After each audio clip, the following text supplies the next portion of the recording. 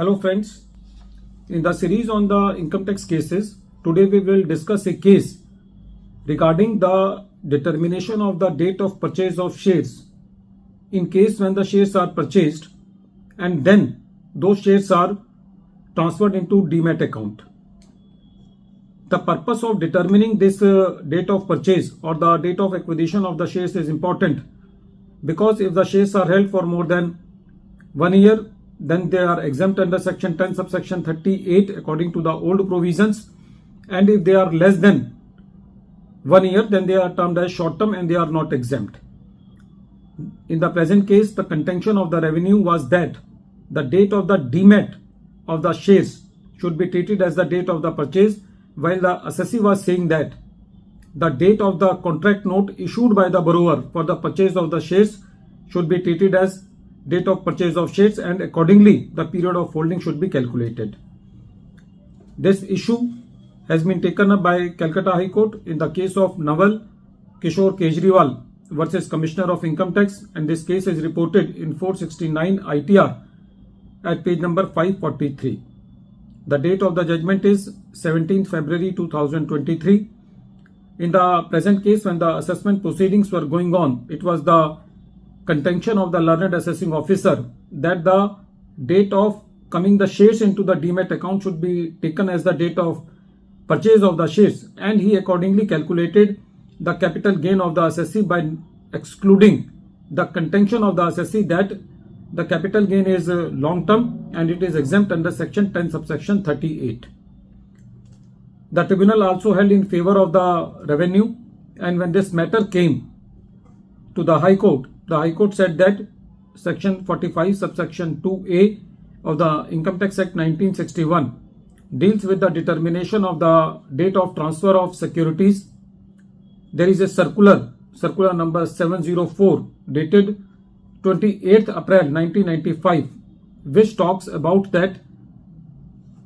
for the purchase of the shares or the sale of the shares, it is the broker's notes that should be treated as the document for considering the date of the transfer, followed by the delivery of the shares and by transfer deeds. This circular will be applicable for determining the date of transfer for both the purchase of the shares and the sale of the shares. The court said that when the shares are transferred other than through the broker, then in that case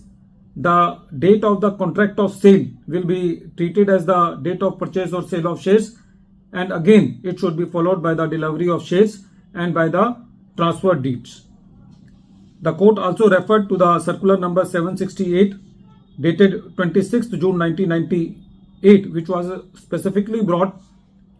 for the determination of the date of transfer in case of shares which are in the dematerialized form.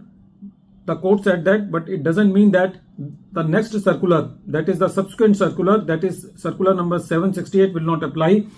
to the physical transfer of shares, meaning thereby that in the circular itself it was mentioned that the earlier circular, that is circular number 704, which was issued on 28th April 1995,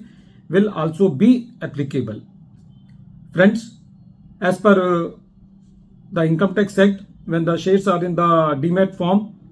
the FIFO method is to be adopted for determining the date of the transfer and for period of holding. But in the case of sale of shares which are linked to the earlier purchase, then the assessee can take the benefit of the circular number 704, and the circular number 704 will be applicable. That is, contract notes have to be referred for calculating the date of transfer and for the cost of the shares, meaning thereby that if the assessee tries to link the purchase of the shares with the sale of the shares, then the date of purchase will be calculated according to the contract notes, and if the assessee does not want to link the particular shares, that is particular purchase of shares and corresponding sale, then in that case the FIFO method will be applicable. So in the nutshell, reading the circular number 704 read with circular number 768 and read with section 45 subsection 2A, it is very clear that when the shares will be purchased